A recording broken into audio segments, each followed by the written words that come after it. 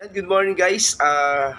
Isang mapagpalang buhay. Muli po, ngayon sa biyaya ni Al Shaddai ay tayo po ay makakapag-upload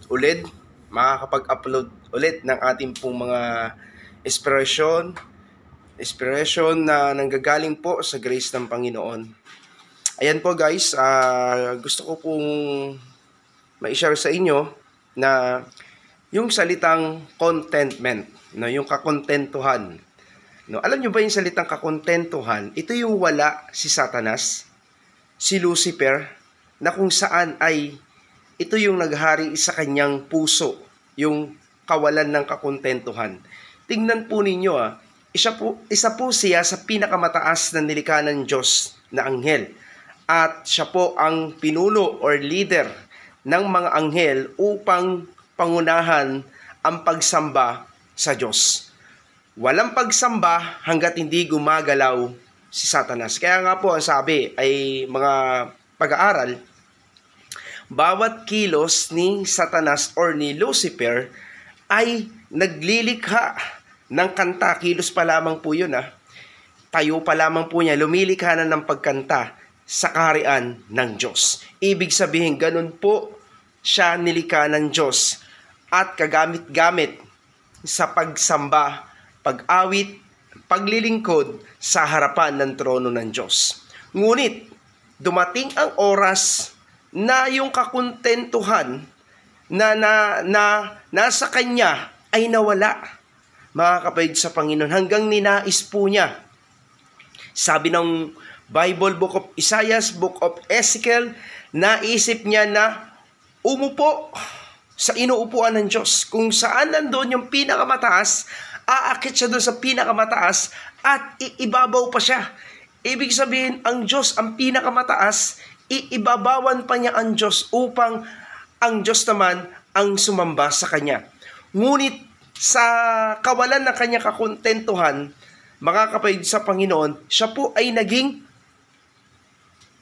bobo or naging mangmang. Nawala na ang kanyang kaisipan na siya ay nilikha lamang ng Diyos upang sa Diyos sumamba at hindi ang Diyos ang sumamba sa kanya. Kaya ano po nangyari? Siya po'y pinalaya sa langit at itinapon po sa lupa.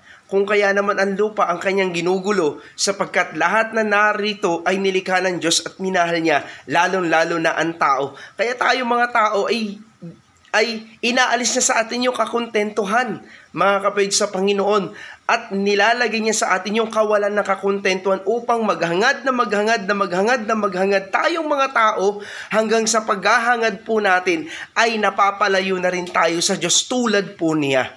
Kaya tignan po ninyo na kapag wala tayong kakontentuhan sa ating mga puso, mga kapatid ko, dyan po pumapasok yung inggit. Naiinggit tayo sa mga taong successful. Naiinggit tayo sa mga tao na nabibigyan po ng break. Naiinggit tayo sa mga tao na ang mga taong ito, bakit tayo nauunahan? Bakit tayo nalalagpasan sapagkat sila ay bago pa lang, na-promote ka agad, nailagay ka agad sa isang upuan, sa isang nakakatanghal na kalalagayan, no? Because yung kakontentuhan ay wala na po sa ating mga puso. Hindi katulad na nag-i-start pa lang tayo, ano man yung ating ginagawa, ano man yung ating mga work, na ibibigay natin yung maganda, na ibibigay natin yung tama, na ibibigay po natin yung the best natin. Paglilingkod sa bayan, paglilingkod sa Diyos, na ibibigay po natin yung the best natin. Pero bakit unti-unti nawawala yon? Kasi inaalis yon ng demonyo sa pamamagitan po ng paglalagay na dapat ako'y nasa kanyang kalagayan. Dapat ako yung nandyan. Pero bakit siya yung nandyan? Yun po ang hindi maganda bilang Kristiyano at bilang isang tao na nabubuhay sa mundong ito, yung hindi natin napapansin, nawawala yung kakontentuhan sa ating buhay.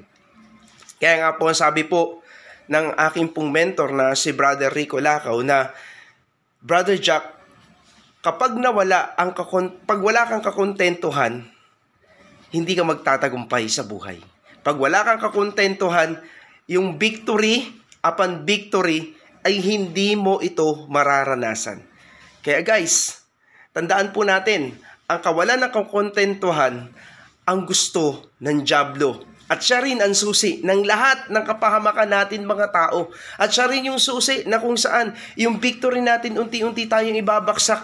Pero kapag meron tayong kakontentuhan sa ating mga puso, ibig sabihin, yung kakontentuhan dumarating po ito kapag maligaya tayo na hinaharap kung anuman ang pahintulot ng Diyos sa ating pong mga buhay.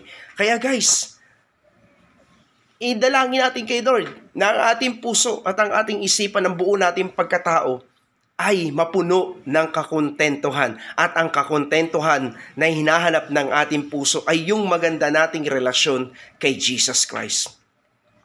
Yan po yung sagot. Kung gusto mo magkaroon ng kakontentuhan at hindi ka lumayo sa Diyos, hindi ka ma-insecure, hindi ka mainggit, hindi ka magalit, hindi ka magtampo sa Diyos at sa kapwa mo, upang hindi mo makita yung dapat ako dyan, dapat siya dito. Hindi natin dapat makita yung ganon kasi wala tayong kakontentuhan. Para hindi natin makita ang mga ganong pag-atake ng kaaway, pray tayo kay Lord na magkaroon tayo ng tamang relasyon kay Jesus Christ, upang si Jesus Christ kasi yung ating kakontentuhan at siya naman po totoong maghari sa ating mga puso, sapagkat kung nasaan ang paghahari ng Diyos, nandoon si Kristo.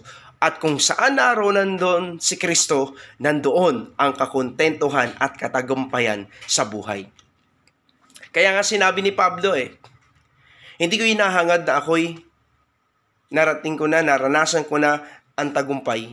Pero isang bagay lang ang aking minimiti. Ang manatili at maranasan si Kristo araw-araw sa aking buhay. God bless guys.